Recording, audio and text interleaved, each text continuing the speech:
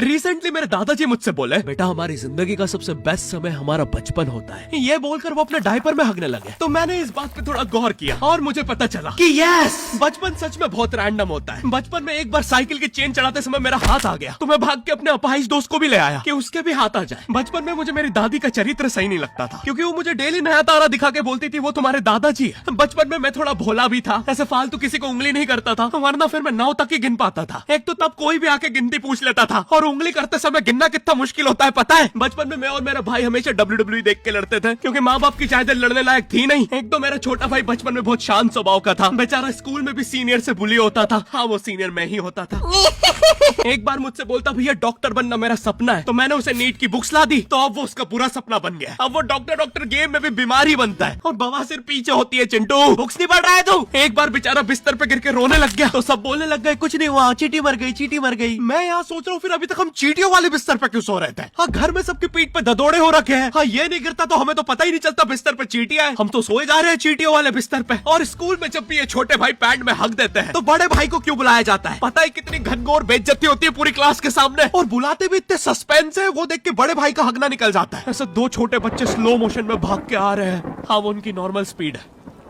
मैं देखता हूँ मेरे भाई को क्राइम सीन से 2 पियून पकड़ के ले जा रहे हैं। उसे ब्राउन रंगे हाथों पकड़ लिया गया। मेरे भाई ने मुझसे जाते जाते कहा, मुझे फंसाया जा रहा है। मुझे पता था इस लेंडे के पीछे की कहानी इतनी सिंपल नहीं हो सकती। कड़ी तहकीकात के बाद मुझे पता चला इस लेंडे के पीछे बड़े बड़े पॉलिटिशियंस, गैंग लीडर्स और माफिया इन्वॉल्व है। मेरा भाई सही कह रहा था, ये उसका लेंडा नहीं है। हैंड्स अप पीटी टीचर, तो वो लेंडा तुम्हारा था। तो तुम्हें पता चल ही गया, तुम मुझे कभी नहीं पकड़ सकते। रुको, भाग गया। जाने दो उसे बेटा, हमने पीटी टीचर के बड़े भाई को बुला लिया है वो लेंडा उठाने।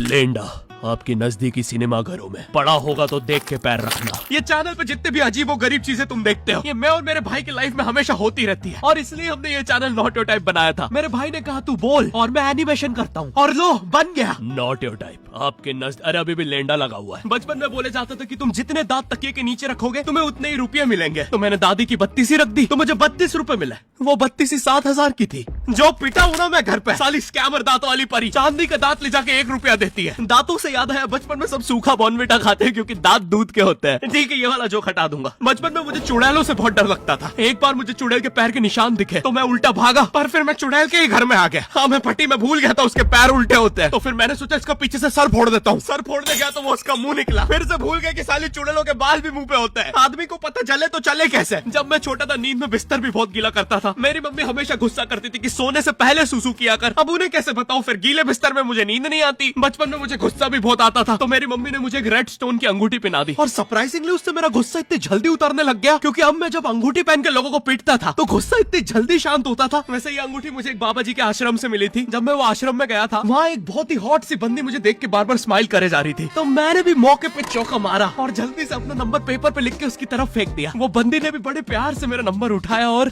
खा लिया।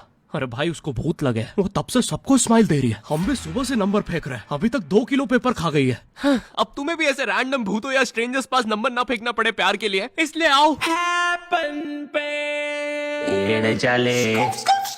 यहाँ तुम्हें मिलते हैं तुम्हारे कॉमन इंटरेस्ट के लोग।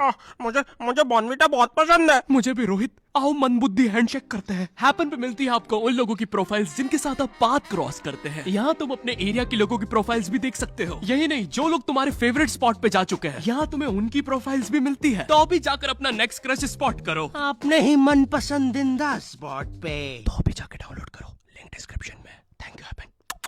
बचपन में मेरी मम्मी हमेशा बोलती रहती थी कि बाहर जाके खेलो। अब बाहर मेरे मोहल्ले के बच्चे भाई वो ऐसे अजीब अजीब से गेम्स खेलते थे। कहीं ड्रैगन फ्लाई में रस्सी बांध के उसको पेट बना लिया है, कहीं नंगे भाग रहे टायर के पीछे लकड़ी मारते मारते। मेरी मम्मी को उन पे दया आ रही है कि बेचारे गरीब बच्चे किसी भी चीज से खेल लेते हैं, फिर हमारी कार पलट जाती है। हाँ, वो टायर हमारी कार का था। और मुझे एक बात बताओ, चक्के से खेलने पे वो गरीब कैसे कंसिडर हो रहे हैं? क्या पता उनने कार खरीद के चक्का निकाला हो, क्या पता लैम्बोर्गिनी के चक्के से खेल रहे हो। नहीं, तुम्हें कैसे पता चल रहा है वो गरीब है या अमीर? और एक चक्के से इतनी सारी एक्टिविटी करेंगे ये लोग। कभी चक्के में रस्सी बांध के झूला बना दिया, कभी झूले से फिका के खुद को लूला बना दिया, कभी लूले पे झूला बांधकर हुला हू बना दिया। ये इतने हरामी बच्चे थे, इनके साथ कोई भी घर नहीं खेलता था, क्योंकि घर ये जुए में लगा के हार जाते हैं। ये वो बच्चे जिन्हें तुम रिमोट कंट्रोल कार भी दोगे तो उसकी मोटर निकाल के पंखा बनाएंगे। एक बार इन्होंने रिमोट कंट्रोल रिमोट बनाया था। तुम अगर इस रिमोट पे बटन दबाओगे तो इस रिमोट पे बटन दबेगी, बस ये लोग मकर संक्रांति के दिन पतंग भी लूटते थे दुकानों से। पतंग से याद है मैं बचपन में अपने दोस्त जनक के साथ बहुत पतंग उड़ाता था। जनक गुजराती था और गुजराती लोग तो बहुत बड़े पतंगबाज होते हैं। वो लोग गला काटने के बाद भी काय पोचे चिल्लाते हैं। जनक मेरे घर पे इतना बड़ा गिर्रा लेके आता था पतंग उड़ाने। उसमें पता नहीं कितने 1000 किलोमीटर का मांझा लपटा होता था। हम दोनों का सपना था उस गिर्रे की पूरी ढील देना। एक बार तो गिर्रा खाली होने ही वाला था पर वो पतंगार तो घूम के हमारे पीछे से आ गई। हमने हमारी ही पतंग काट दी। तो इस बार हमने सोचा पतंग पूरी परपेंडिकुलर उड़ाएंगे, स्ट्रेट। हमने 2 घंटे ढील दी। वो मांझे में वेव सिग्नल आने लग गए प्राचीन भाषा में। हमें लगा हमने एलियंस ढूंढ लिया बट फिर धीरे से वो सिग्नल क्लियर हुआ। हमें पता चला हमने कोई नासा का 100 मिलियन का टेलीस्कोप काट दिया।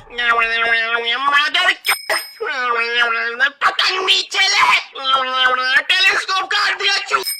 नासा का टेलीस्कोप जैसे ही नीचे गिरा बच्चों से पहले विसरो ने लूट लिया। बहुत वियर्ड था, इतने सारे बुड्ढे छत कूद के भाग रहे थे। एक तो जनक के मांझे में इतनी सारी गठाने होती थी, वो मांझा इतना भारी हो जाता था। हम चौथे माले से पतंग उड़ा रहे, वो दूसरे माले पे उड़ रही है। बचपन में बोला जाता है किसी भी स्ट्रेंजर से बात नहीं करते, तो फिर मैं इशारे करता था। तो फिर दादी मेरे चरित्र पे सवाल उठाती थी। दादी से याद है पुराने जमाने में एंटरटेनमेंट के लिए कुछ होता नहीं था, तो लोग 7-7, 8-8 बच्चे पैदा कर लेते थे ताकि उन्हें जायदाद पे लड़ता देख मजे ले सके। मेरे पापा के 5 भाई और 4 बहनें हैं, टोटल 9 बच्चे। मेरी दादी ने जिंदगी के 9 साल बस बच्चे दिए। दादी ने 9 साल तक पेट में इतनी लाते खाई है, उनके अंदर से एब्स आ गए थे। मेरी दादी लिटरली अंदर से टूट चुकी थी। उनका इतनी बार ऑपरेशन हो रखा है, उनको डॉक्टर ने टाकों की जगह चेन लगा दी थी। भाई आज के जमाने में तो इतने बच्चे कोई पैदा नहीं करता, उल्टा अबॉर्शन करवा लेते हैं। और यस मैं अबॉर्शन बोलूंगा क्योंकि मुझे जेल नहीं जाना। एक तो इंडिया में भी अबॉर्शन करवाना लीगल है, लेकिन बच्चे का जेंडर जानना इलीगल है। मतलब तुम मार तो सकते हो लेकिन किसे मार रहे हो ये पता नहीं कर सकते। तो देखो अब रिस्क कितना बढ़ गया है। क्या पता अंदर शेर बैठा हो या कोई बड़ा गैंगस्टर, क्योंकि तुम्हें तो पता नहीं है तुम किसकी सुपारी दे रहे हो। क्या पता वो अंदर बंदे लेके बैठा हो। बचपन में सबके मम्मी पापा डराते हैं मस्ती मत करो वरना बोर्डिंग स्कूल भेज देंगे। और मुझे बोर्डिंग स्कूल से इसलिए डर नहीं लगता था कि मैं वहां जाके अपनी फैमिली से दूर हो जाऊंगा। मुझे बोर्डिंग स्कूल से इसलिए डर लगता था क्योंकि वहां पे वो बड़े दांतों वाला ईशान अवस्थी होता है। मैंने पहली बार जब तारे जमीन का ट्रेलर देखा था तो उसमें वो पागल बच्चे ने आतंक मचा रखा था। फिर मैंने मूवी का नाम पढ़ा तारे जमीन पे। मुझे लगा बिछाए होंगे इस पागल को पकड़ने के लिए, शॉक वॉक देना होगा तारों से। इसके तो दांत भी इतने बड़े हैं, सारे तारे काट देता होगा। मुझे ट्रेलर देख के लगा कोई एक्शन मूवी है, आमिर खान जोकर बना हुआ है। मुझे लगा यही तारों का जाल बना के पकड़ेगा पागल को। हाँ ट्रेलर देख के तुम्हें क्या ही समझ में आएगा। एक शॉट में आमिर खान बोल रहा है आपके बच्चे को डिसलेक्सिया है, फिर अगले ही शॉट में जोकर बन के बड़ा मछलियां उड़ती क्यों नहीं। फिर मुझे लगा ये शायद अपने माँ बाप को बोल रहा था। और दया तो मुझे उस लंगड़े बच्चे पे आती है जिसके बगल में ईशान अवस्थी को बिठा दिया था। वो बेचारा उठ के भाग भी नहीं सकता। और मैंने तो सुना था बोर्डिंग स्कूल में बस नॉटी बच्चे जाते हैं, तो फिर इस बेचारे गाय से बच्चे को क्यों यहाँ भेज के रखा है। कहीं ऐसा तो नहीं इसके पहले पैर थे और ये बहुत मस्ती करता था तो माँ बाप ने पैर तोड़ के इधर भेज दिया। बस भाई मेरा हो गया है आज का। अगर तुम्हें वीडियो पसंद आई तो यार लाइक मारो। एम करते हैं 7 लाख लाइक्स के लिए। पिछले वीडियो में नहीं आए थे इसलिए अब मैं औकात में आ गया हूँ, इसलिए अभी लाइक मारो। चैनल पे नए हो तो सब्सक्राइब करो। मुझे मुंह दिखाई के लिए 10 मिलियन सब्सक्राइबर्स चाहिए। और हैपन को भी डाउनलोड करना मत भूलना, लिंक डिस्क्रिप्शन में। अब मैं भी जा रहा हूँ, बाय।